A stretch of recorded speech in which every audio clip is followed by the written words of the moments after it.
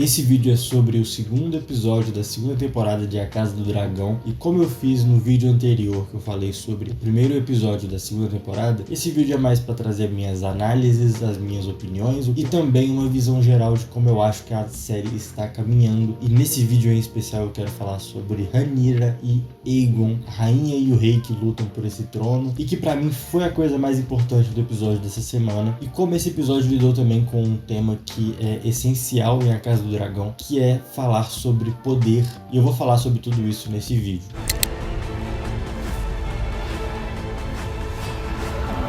Se o primeiro episódio foi sobre luto e a maneira de se lidar com esse luto, esse segundo episódio traz as consequências da maneira com que eles lidaram com o luto. Obviamente esse vídeo vai ter spoiler, eu vou ter que falar sobre a série, eu esqueci de avisar no último episódio, mas neste eu aviso já de antemão que vai ter spoilers, coloca sua conta em risco. E se você não assistiu ainda, assista e depois venha e assista esse vídeo. Como eu falei, esse episódio é sobre as consequências e como o poder lida nessa situação. Logo no início do episódio a gente vê a diferença com que as pessoas lidam com o luto. O rei Aegon lida de uma maneira completamente diferente como a Rhaenyra lidou no primeiro episódio. Mas até aí tudo bem, aí não tem problema, porque como o próprio Otto diz na primeira cena do episódio, que cada um lida com o luto da sua maneira. Mas o que eu queria trazer é, será que é certo um rei lidar do jeito que ele lidou? Essa questão de sair esbravejando, sair declarando guerra, sair soltando os cachorros, caralho, jogando confusão pra tudo quanto é lado? Será que essa é a melhor maneira? Ainda mais se esbravejando dentro do conselho, mostrando que realmente não tem uma postura para lidar com esses assuntos. Você vê até pelo rosto dele, todas as imagens ele tá com a cara vermelha de raiva, ele tá com a cara inchada de tanto chorar, de tanto esbravejar. Será que essa é a maneira que um rei deveria se postar numa situação como essa? E pra mim tá aí uma das grandes coisas que esse episódio traz, e que o primeiro episódio já comentou sobre, mas esse enfatiza mais ainda, que o rei Aegon não está preparado para reinar. Pelo menos não se mostra preparado, né? Ele não tem a postura de um rei. Como na cena onde ele destrói a maquete que o seu avô tinha feito com tanto esmero e tanto trabalho, ele não pode sair quebrando tudo ao ponto dos seus ajudantes terem que fechar a porta para que as outras pessoas não vejam o que está acontecendo. Pelo menos não foi isso que vários e vários anos de reinado mostraram. Tanto que quem se mostra um governante de verdade neste momento é o próprio Otto Hightower, que de maneira, sei lá, é uma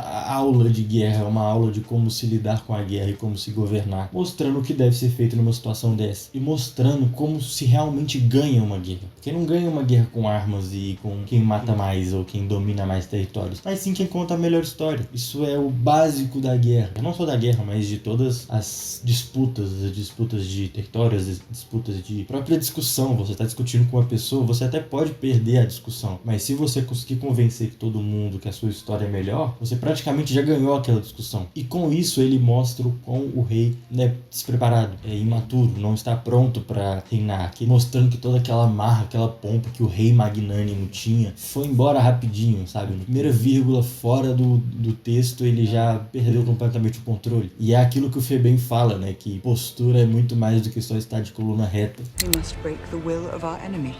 Isso se dá muito por o rei ainda ser criança. E eu acho que isso é uma coisa que, por a série não mostrar tanto, não colocar ênfase na idade dos personagens, que isso é uma coisa que Game of Thrones nunca fez e que eu acho que é até certo de se fazer, a gente meio que esquece que o rei ainda é uma criança, ainda é um jovem. Na verdade eu nem sei quantos anos tem, assim, eu não lembro se no livro fala certinho. Se alguém souber aí, comenta aí, que eu realmente não sei a faixa etária de idade do rei, mas eu sei que ele ainda é um moleque, né? Ele ainda é um jovem, né? Ele realmente ainda tá vivendo uma inconsequência. E por outro lado é mostrado uma Rhaenyra mais pronta, ou pelo menos liderando essa corrida para saber quem que está mais pronto para liderar o trono. E a gente vê isso, por exemplo, nas reuniões dela, né? Logo na primeira reunião que ela tem nesse episódio, ela se mostra que está pelo menos na mesma página dos seus conselheiros. Ela pede para o seu conselheiro fazer uma coisa e seu conselheiro fala que já estava começando a fazer, ou em alguns momentos eles estão andando no mesmo caminho. E também que a Rhaenyra claramente sabe jogar o jogo. Ela sabe como o jogo funciona, ela sabe como as coisas andam, ela sabe quem está do seu lado, ou pelo menos tem facilidade de descobrir quem está do seu lado, ou já descobriu e só não colocou isso pra fora como a gente vê no talvez a cena mais importante do episódio, que é a discussão entre Rhaenyra e Daemon, que é uma cena que se mostra no nível de uma história de casamento, por exemplo, do Noah Baumbach, que aquilo tinha que ser dito. Não sei de qual maneira tinha que ser dito, não sei se da maneira com que foi o melhor jeito de dizer isso ao seu marido, por exemplo, mas tinha que ser dito. E com isso mostrando através de uma grande cena que a Rhaenyra sabe lidar com as pessoas que estão ao seu redor, ela sabe lidar com o ambiente, com as pessoas que estão nesse ambiente, ela sabe usufruir do melhor e às vezes também do pior das pessoas para se colocar à frente e na maioria das vezes liderar, como ela mesmo disse nesse episódio, que o trono é dela, quem vai liderar é ela, fazendo a pergunta fatídica desse diálogo para Daemon, que é: você me aceitaria como a sua rainha e governanta? E esse e governanta é o que mostra como ela já está mais pronta para fazer o que ela deve ser feito.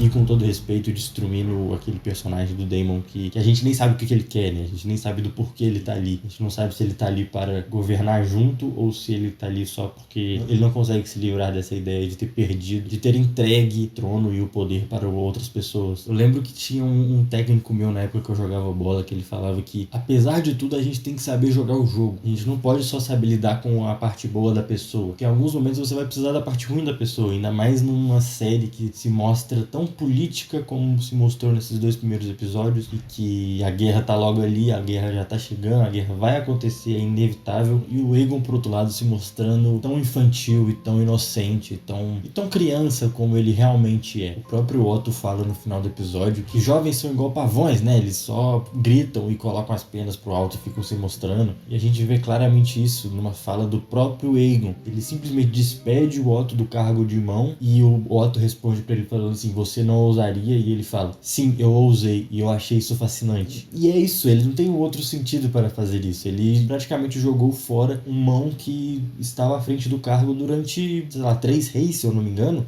E assim, a gente não pode esquecer que o Otto é um completo de um cuzão. As maneiras com que ele chegou a esse cargo não são tão certas, e às vezes nem os conselhos que ele dava para os reis não eram tão certos como deveriam ser, assim. Mas num episódio como esse, que o holofote tá praticamente todo em cima do Otto e ele mostra o que ele tem pra dar, e é muita coisa, é muito repertório, é muita experiência, e um rei esquentadinho trocar ele pelo hipócrita lá que só fica fazendo merda. Já a Rhaenyra, ela brinca com aquela mulher, aquela mulher que eu sempre esqueço o nome, mas que era pra ser a mulher do marido da Rhaenyra, né? Essas loucuras de A Casa do Dragão, Game of Thrones, que eu acho que eu nunca vou me acostumar. Ela mostra que realmente está aprendendo com os livros, está aprendendo com os ensinamentos, com as histórias dos antepassados delas e etc. Porque ela pergunta na hora certa, ela pergunta o que deve ser perguntado, deixa claro que não confia nessa pessoa, na hora certa que ela tem que ajudar, ela vai ajudar, e que no momento que ela tem que atacar e tem que confrontar e tem que mostrar que ela realmente é a dona da situação, ela faz. E a gente vê que isso foi um acerto, porque no final do episódio, quem ajuda a Rhaenyra a não sofrer um ataque é a própria mulher. Então a gente vê que ela realmente está começando a dominar toda aquela cena.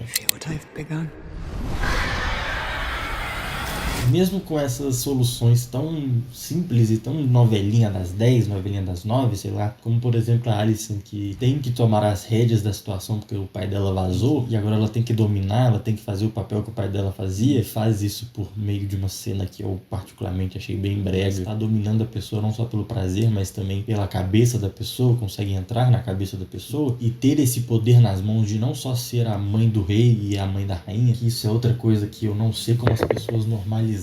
Até quando eu tava lendo o livro, eu não sei como as pessoas conseguem normalizar esse incesto esquisitíssimo que acontece em Casa do Dragão, como eles acham normal uma filha e um filho se casarem, ter filhos e se tornarem reis e rainhas. Mas eu também não acho como vocês acham normal, tem muita gente aí que acha normal. Eu não consigo normalizar isso de jeito nenhum. Mas voltando ao assunto, a Alicent realmente se mostrando uma verdadeira Hightower. Pelo menos pra quem lê os livros, ou nem só pra quem lê os livros, pra quem entende mais da história de Game of Thrones, sabe como a família Hightower funciona e sabe como a Alicent está se mostrando uma do seu nome, mesmo com toda a confusão que está na cabeça dela. Que aí eu tenho que tirar o chapéu para a montagem, como é bem feita as montagens, como é bem feito essas cenas onde é mostrado que a Alicent não está de acordo com o que está acontecendo, que ela realmente está vivendo uma confusão maluca, principalmente na cena que o reizinho dá o pitizão dele lá. Todo momento que o rei acusa uma pessoa ou que a mão acusa uma pessoa, o corte vai direto para Alicent e mostra o que ela está sentindo e que ela ainda é importante para essa trama. E na minha opinião podia deixar até mais, assim, podia trazer mais o foco para ela e fazer esse jogo entre ela e a Rhaenyra, porque na cena da Rhaenyra também é assim, um pouco confuso. Me lembrou um pouco a cena do Queen, aquelas cenas terríveis do filme do Queen de Bohemian Rhapsody, parece que estão cortando cebola, assim. Me lembrou um pouco, mas é bem editada. A gente consegue ver que no momento onde a Rhaenyra precisa aparecer, onde a expressão dela precisa aparecer para ela se mostrar mais, aparece. Por isso que eu tiro muito o chapéu pra edição desse episódio. E essa confusão toda, essa dúvida que tá na cabeça de todo mundo, é mostrada na cena dos gêmeos lutando, que assim, claramente dá pra saber quem é quem. Só você prestar atenção que você vai saber quem é quem ali naquele rolo entre os dois. E a gente ainda fica com aquela dúvida, tipo, será que é mesmo? É tipo aquele joguinho de achar a bolinha no copo, que o cara fica embaralhando, que a gente até sabe onde tá, mas a gente fica nessa dúvida, tipo, será que é isso mesmo? Será que ele tá entrando na minha cabeça e tá conseguindo me enganar? Mas que mesmo com essas soluções simples e bem novela, assim, bem novela das 10, como eu falei, esse episódio ele é suficiente pelo que ele se dispõe a fazer. Não vou negar, eu queria mais cenas densas, eu queria mais firmeza em algumas coisas, principalmente os personagens. Eu vou te falar que eu não esperava, quer dizer, eu já esperava pelo que foi a primeira temporada, que na minha opinião é completamente desnecessária. Eu esperava evoluções maiores, assim, sabe? Os personagens mais inteligentes nessa segunda temporada, e a gente vê que não tá muito diferente, mas que já é uma evolução, porque saiu de uma coisa que era, na minha opinião, completamente desnecessária para algo suficiente. Mas como eu falei na resenha do primeiro episódio, ainda precisa dar um passo a mais para sair do suficiente e se tornar algo bom de verdade. Tá, esse episódio foi bom, ok, tudo bem, mas pode ser mais, pode ser muito mais. War is coming, and neither of us may win. Mas é isso, espero que vocês tenham gostado desse vídeo, terem concordado com a minha opinião. Se discordaram também, não tem problema, fala aí nos comentários o que você achou, vamos conversar. E avalie esse vídeo de uma maneira positiva aí. Essas são as minhas opiniões sobre esse segundo episódio. Eu estou gostando da série, acho que pode ser mais, como eu falei, mas eu estou gostando desses dois primeiros episódios. Acho que tem um futuro bem da hora, assim, de verdade mesmo. Eu provavelmente volto no terceiro episódio semana que vem para falar das minhas opiniões sobre o terceiro episódio da segunda temporada de A Casa do Dragão. E é isso, muito obrigado por assistir. E valeu, tamo junto.